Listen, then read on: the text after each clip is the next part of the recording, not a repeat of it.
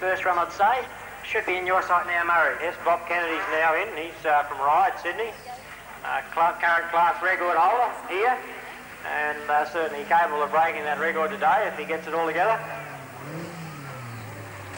He's hit the, well, that wasn't a very fast entry into Tom Herd Pinch, but he's gone too tight on the left-hander in the middle and run over the top of the sandbags. I hope he hasn't done too much damage. He's back off them, left some sandbags bent all over the ground, and he's now driving through the chicanes, but he's not going very fast. That's a shame. That car is 21 years old, and when you really look at it in dynamics, it doesn't look very fast, and the car looks great.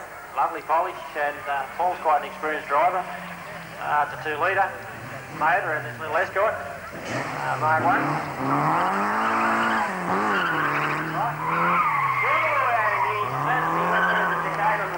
A little bit delayed. He comes over to Tom Herd Motors Pinch. Quite neat up through the top. Over the top of the third chicane. Second one. And yes, it's quite a neat drive here in the bottom. Should I say in the middle. Corner off the reverse camber. Backed off as he comes into. Well, and he's got it right again. Going to Tom Herd Motors Pinch and got it sideways. Caught it before it hit the wall. Over the top of the pinch, got it sideways again, through the chicane. Well, being a condition of this class that they must be on radial tyres and over the finish line now. Thanks, Gary. Time of 55.29 there now for Kevin Akers, 55.29. Got it straight lined up for the pinch and took it straight through, up through the centre, over the top of the hill, through the chicane. That is the first time I've seen what appears to be like almost like a handbrake turn as you go into them. These Coopers have run for so many years. He's driving it very neat and tidy. Anyway, through the chicane. And Alan's competed several rounds this year, finishing the top 3 each time at King Edward Park. With an intercooler and a variable boost control. John's one of those guys that just loves motorsport and lives for helping people, and he's the engraver in town. And he loves this car. He thinks it's great. It's a great road car, and he goes through the chicanes. He looks like he's got it all in the right places on this centre section of the track, and John will no doubt get faster as a day. Up through the top of the pinch. The front wheel spinning as he goes over the top, through the chicanes. And he's got it all together, all on the road, all in the right places. Quite a good run for a standard looking laser. Brightson and Dave has he's got it flying through Pit Crew Corner. He's weaving and diving, working on the steering wheel. He's got a good line into Tom Herd Motors Pinch, up through the centre, onto the brakes, up through the left hand, over the top of the pinch. This car is great. He'll be out to beat meters of he is hard, and he's through the chicanes, and it's very fast indeed. He's got to beat 48 seconds to beat Pyne. He's a regular hill climb competitor, so he should be able to handle his score quite neatly up into Tom Herd Motors Pinch.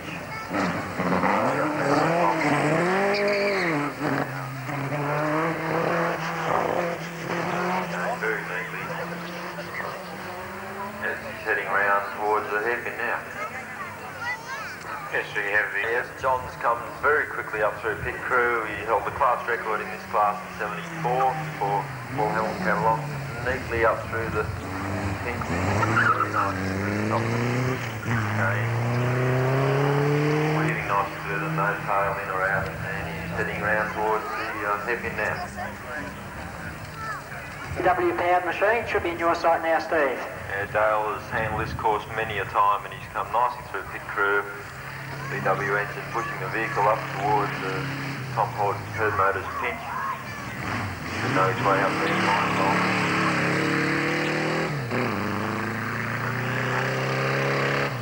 Quite a neat drive, Dale. Heading quickly around the curves towards the hairpin. Yes, Dale. That time. Over to you, Steve. Yes, he's into Pit Crew. He's currently leading the Formula V point score at the moment. He's heading very nicely up towards Tom Herd Motors Pinch. A bit slower than some of the cars up through the pinch.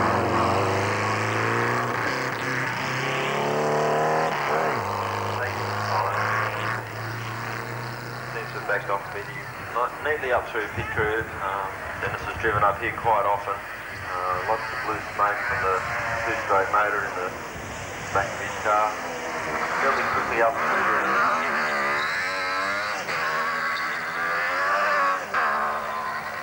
down now and nicely. And he's got 48 seconds to beat for his last one, 48.53.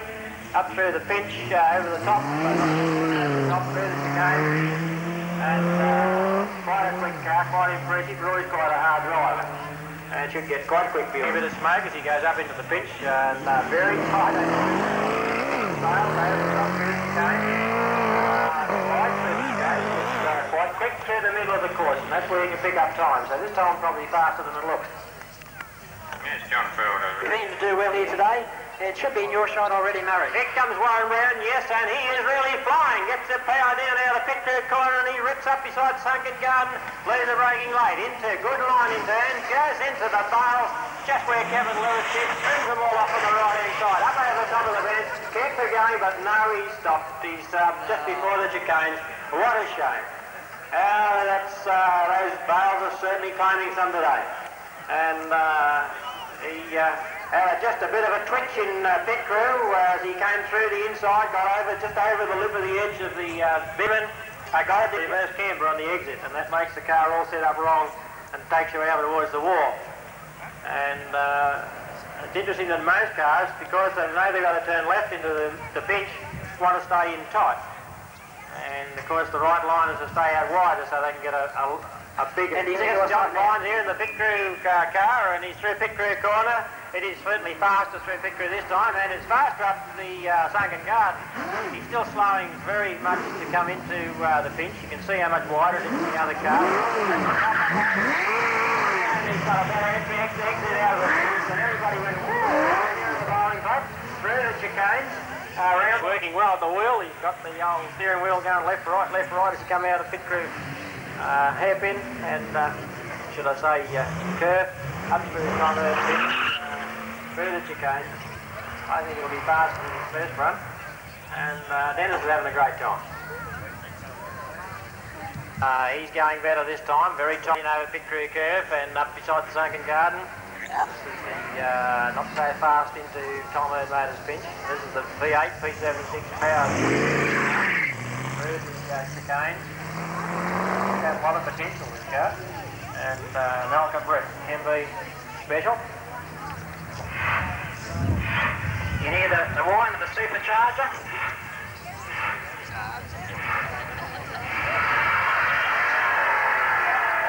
This would be the noisiest machine here today. I'm sure it fairly rockets off the start line. Should be in your view already, mate. Robbie Rumble certainly flying, a supercharger NOV6, and he's got a lovely line through pit crew corner, up beside the thing. You can see it really accelerate as it goes. He's supercharging, here's the noise, the difference in the sound of this engine. Very good line up through the pit. Up over.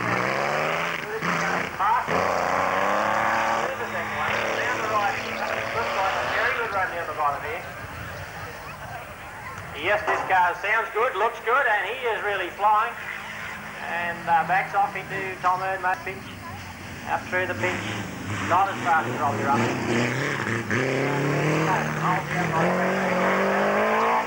That's on the hill climb. And he goes around the right hand, and you'll just about come into your side. And he's really flying, and that's a beautiful line through pit crew corner, up over the top. That's his own bend, and he's got that one right. And a beautiful line into... you can see the difference in the driver ability. Through the chicane, very fast. The car is not as wide as the others when it goes through. This is a cross-closed, twin-rabbit Mini, a very fast run through the centre. I'd just say if any of the drivers are listening, catches on the pitch on the left-hand side, right in the middle. Could be the reason why those two cars spun. And a beautiful little Datsun 1000, drives it nicely. This car sounds great, looks good, gets it on the right line, and probably a little bit narrow as he takes it into the pitch, but he's got it right. The car's narrow also, so a better run than the first run, and I'd say that Darryl will be quite happy with the centre of the section of the track today. Gets it close, or doesn't take it.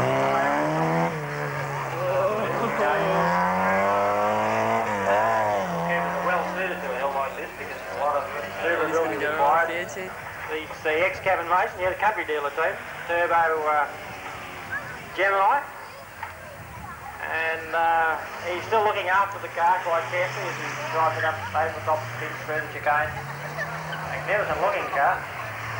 And Bernard's keeping it all together.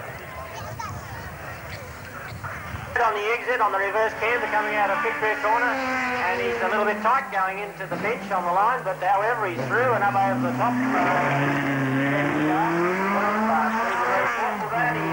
memorised that he left wheels earlier on the track, well he just lifted both of them off the ground on the way through the second half of the chicane. G'day Page, Athol Parsons, he's wanted at the soundbox. Athol Parsons, wanted at the soundbox. Right, we've got Jim Aglias going up in the Lancer.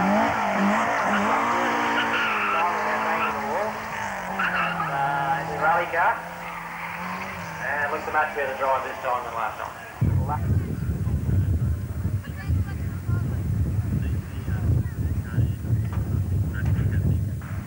Not quite as quick as the last two MPAs, but still fairly quick compared to some of the other cars that are running. So it's quite a better.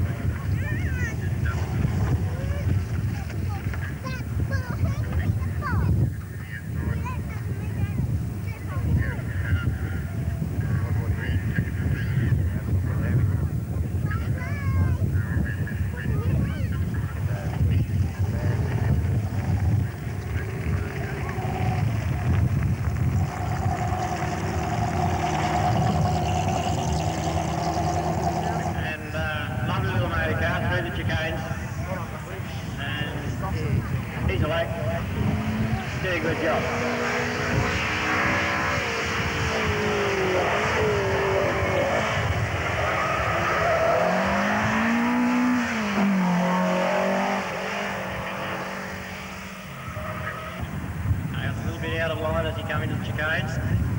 This car has a lot of potential. It's a 3.7 litre. And we look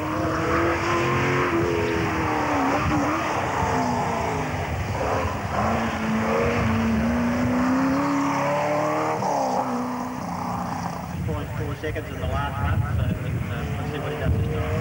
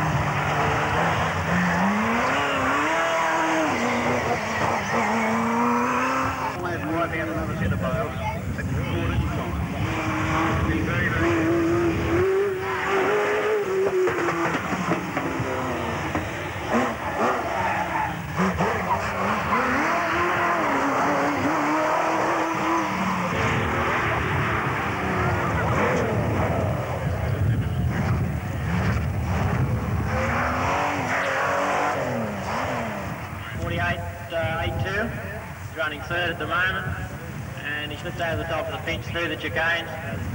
Yes, and he's made another neat run down the bottom.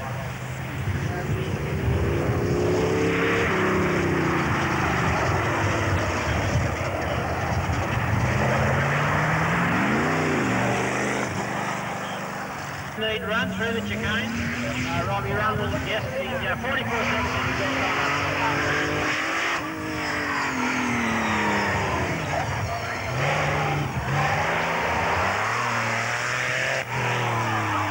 Hill Climb record at the moment, and yes, it looks good all the way around.